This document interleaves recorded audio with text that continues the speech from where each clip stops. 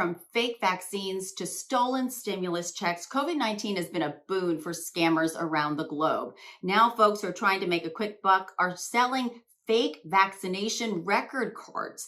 These counterfeit and stolen cards have turned up everywhere from Etsy and eBay to Facebook and Twitter.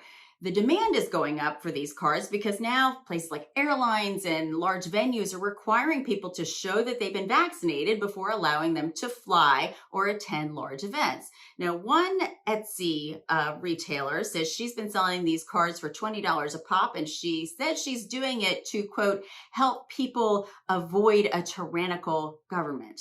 Well, as you might imagine, selling these fake cards is illegal on many levels. So now 45 states attorneys general have gotten together, written a letter, and they've sent it to the CEOs of all of these tech companies. And they've told them, if you find these folks selling these cards, you need to pull them down right away.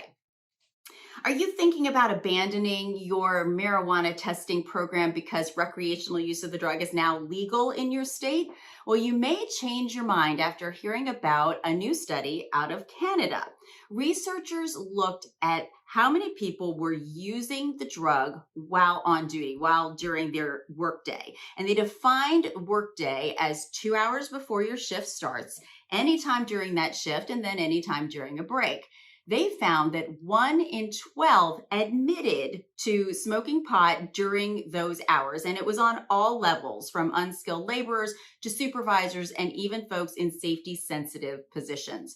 So once again, this highlights why those tests are still very important, even if it is legal where you live.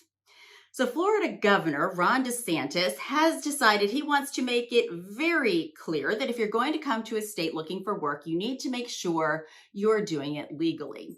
Back in July, lawmakers passed legislation that made it mandatory that all employers, public and private, use the federal E-Verify system to make sure that the information their new hires were giving them on their Form I-9s was correct and they were legally allowed to work in this country. Well, now the governor's taking it a step further, and he is putting signs on every highway that enters Florida that announces the use of E-Verify, because he wants to discourage folks from coming in the state if they're not legally allowed to work there. Now, just a reminder, E-Verify is a free additional step that confirms, like I said, the information on that Form I-9.